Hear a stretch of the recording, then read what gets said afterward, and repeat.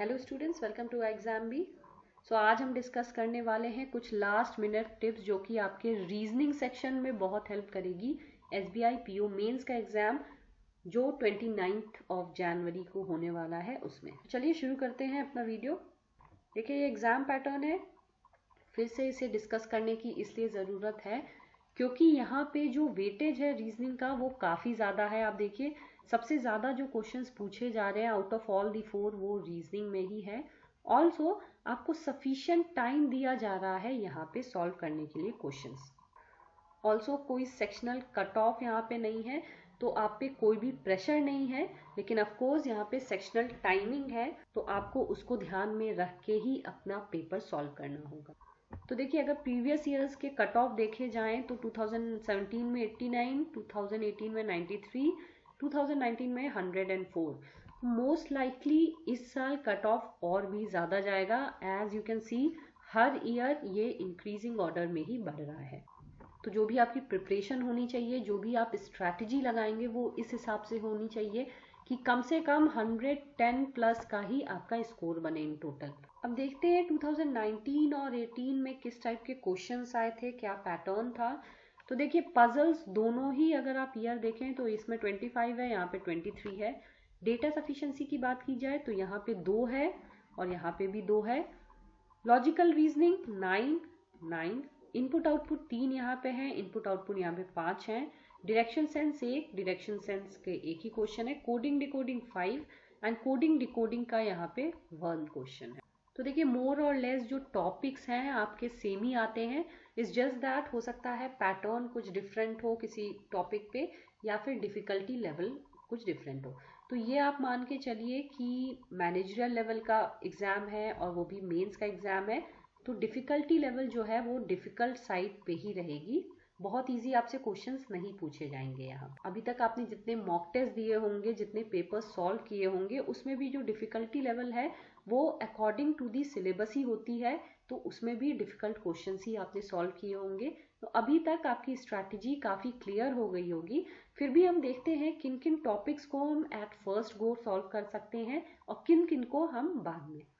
तो देखिए फ्रेंड्स, बहुत ज़रूरी है ये समझना कि 2 तरह के क्वेश्चंस होते हैं आपके एग्जाम्स में। मेंस की बात की जाए अगर, एक होता है डुएबल और एक होता है अवॉइडेबल। मैं ये नहीं कह रही कि अवॉइडेबल को आपको बिल्कुल छोड़ देना है, बट हो सके तो उसको थोड़ा सा लेटर पार्ट में आपको अटेम्प्ट करना होगा। तो देखिए, फर्स्ट अटेम्प्ट में आप directions based question, blood relationship, input output, syllogism, coding decoding, ये सारे क्वेश्चंस अटेम्प्ट कर सकते हैं क्योंकि इन्हें सॉल्व करने में कम टाइम लगता है। ऑल्सो इसमें गलती होने के चांसेस कम होते हैं। तो अगर आप मान लीजिए एक इनपुट आउटपुट का क्वेश्चन सॉल्व करते हैं या ब्लड रिलेशनशिप के, तो 3 से 5 नंबर्स आपके आराम से एक क्वेश्चन पे बेस्ड ही स्कोर हो जाते हैं।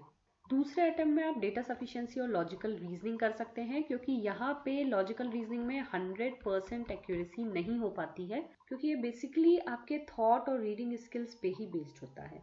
तो ये थोड़ा सा डाइसी होता है, आप बिल्कुल इसके भरोसे ही नहीं रह सकते। बट मैं ये भी कहूँगी कि पूरी तरह से इस सेक्शन को छोड़े ना, काफ़ी स्कोरिंग होता है, बस आपको पढ़ना होता है, कुछ भी सॉल्व करने की ज़रूरत नहीं होती है लॉजिकल रीजनिंग में।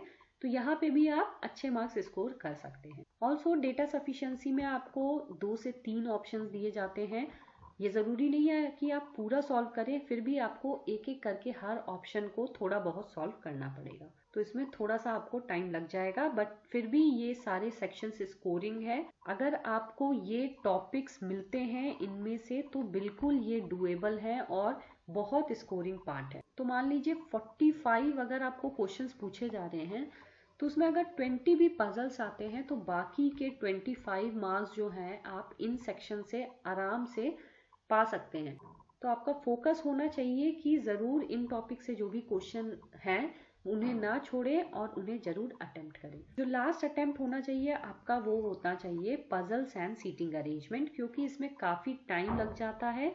ऑल्सो अगर सॉल्व नहीं हुआ तो आपका बिल्कुल मोरल डाउन हो जाएगा। तो शुरुआत में आप इसे ना करें, क्योंकि मेंस का एग्जाम है, मेंस में पजल्स थोड़े से टफ दिए जाते हैं, तो काफ़ी टाइम लगेगा इन्हें सॉल्व करने में। ऑल्सो आपको ये भी पता होना चाहिए किस टाइप के पजल्स आपको पहले सॉल्व करने हैं, किस टाइप के नहीं। मान लीजिए कुछ इस टाइप का क्वेश्चन है कि 10 लोग हैं वो एक सर्कल में बैठे हुए हैं और सबके डायरेक्शंस अलग हैं। ऑल्सो यहाँ पे ब्लड रिलेशनशिप का भी कुछ एंगल बना हुआ है क्वेश्चन में। तो इस टाइप के क्वेश्चन जिसमें मल्टीपल थिंग्स हो रहे हैं उनको आप थोड़ा लेटर स्टेज के लिए सॉल्व कर सकते हैं। शुरुआत में इस टाइप के पजल्स आप ना ही सॉल्व करें, क्योंकि देखिए यहाँ पे 10 लोग हैं, आपको डायरेक्शन भी नहीं पता किसका कौन सा डायरेक्शन है। हो सकता है 5 लोग अंदर की तरफ देख रहे हो, 5 लोग बाहर, हो सकता है 4 लोग अंदर देख रहे हो, 6 लोग बाहर, कुछ भी नहीं पता है। उसके साथ आपको एक फैमिली ट्री भी बनानी होगी ब्लड रिलेशनशिप पे बेस्ड। तो एक ही क्वेश्चन में आपको काफी स्टेप्स यहाँ पे करने हैं। ऑल्सो इसका जो लेंथ होगा वो भी लंबा होगा क्वेश्चन का, तो पढ़ने में भी आपका टाइम वहां पे जाएगा। तो कोशिश कीजिए शुरुआत में जो है वो इजी वाले पजल्स कीजिए, आपको पढ़ के अंदाजा लग जाएगा क्योंकि आपने अभी तक काफी प्रैक्टिस कर ली होगी पजल्स की। तो अगर आप एग्जाम शुरुआत करते हैं और पहला ही क्वेश्चन पजल है, अगर आपको पढ़ के लगता है कि आप कर पाएंगे तो ठीक, वरना आप क्वेश्चंस स्किप करें और इन सारे टॉपिक्स को पहले सॉल्व करने की कोशिश करें। आपके पास सफिशिएंट टाइम रहेगा, आप फिर से पजल्स अटेम्प्ट कर सकते हैं, बट ये कोशिश कीजिए पहले अपने जो 25 मार्क्स हैं वो आप इंश्योर कर लीजिए और फिर जो ये 20 मार्क्स के पजल्स हैं उन पे फोकस कीजिए। तो फ्रेंड्स, एग्जाम डे में एक बहुत ज़रूरी है एग्जाम वेन्यू पे टाइम से पहुंचना। देखिए कोविड है, बहुत सारे रिस्ट्रिक्शंस होंगे, नए कुछ रूल्स रेगुलेशंस होंगे। कोशिश कीजिए हाफ एन आवर पहले पहुंच जाएं रादर देन 5 मिनट लेट पहुंचें, क्योंकि उससे आपका मोरल डाउन होगा और वो इफेक्ट आपके एग्जाम में भी दिखेगा। दूसरा है गेस वर्क मत कीजिए, क्योंकि वैसे भी रीजनिंग में आप जब तक पूरा सॉल्व नहीं करेंगे आपको आंसर नहीं मिलेगा। गेस वर्क करेंगे आपकी नेगेटिव मार्किंग हो जाएगी और आपकी रैंकिंग और लो हो सकती है। तो कोशिश कीजिए अगर नहीं आता है आप उसे छोड़ दें, लेकिन बिल्कुल ब्लाइंड गेस मत कीजिए। सबसे इम्पोर्टेंट जो पॉइंट है वो ये है कि do not over spend time on any question. अगर कोई क्वेश्चन आपसे नहीं बन रहा है तो उसे छोड़ के आप जो नेक्स्ट क्वेश्चन है उस पे जाएं, क्योंकि हो सकता है नेक्स्ट क्वेश्चन पहले वाले से इजी हो। अगर आप एक ही क्वेश्चन पे अटके रह जाएंगे तो जो इजी क्वेश्चंस हैं वो आप नहीं कर पाएंगे। देखिए एग्जाम डिफिकल्ट है लेकिन कुछ सेक्शन इजी भी होते हैं, कुछ टॉपिक्स इजी क्वेश्चंस के भी होते हैं। तो बहुत ज़रूरी है आप हर एक क्वेश्चन को एटलीस्ट पढ़ें ताकि आपको ये समझ में आए कौन से इजी क्वेश्चंस आप अटेम्प्ट कर सकते हैं। तो इसके लिए बहुत ज़रूरी है कि कोई भी एक क्वेश्चन पे बहुत ज़्यादा टाइम ना लगाएं। नहीं सॉल्व हो रहा है आप स्किप करके दूसरे क्वेश्चंस पे जाएं और फिर अगर आपके पास टाइम बचे तो पहले जो आपने छोड़े हुए क्वेश्चंस हैं उन्हें आप सॉल्व कर सकते हैं। फ्रेंड्स, ये थे कुछ टिप्स जो कि आपके प्रिपरेशन में लास्ट डेज में काफ़ी हेल्प करेंगे। इसके अलावा जो भी आपकी स्ट्रैटेजी है आप उसे ज़रूर अप्लाई करें और इस एग्ज़ाम में अच्छे मार्क्स स्कोर करें। ऑल्सो दोस्तों, iExamBee पे रिपब्लिक डे ऑफर चल रहा है जहाँ पे आप 26% डिस्काउंट अवेल कर सकते हैं on all the online courses. आपको ये कोड स्पेशल 26 यूज़ करना है।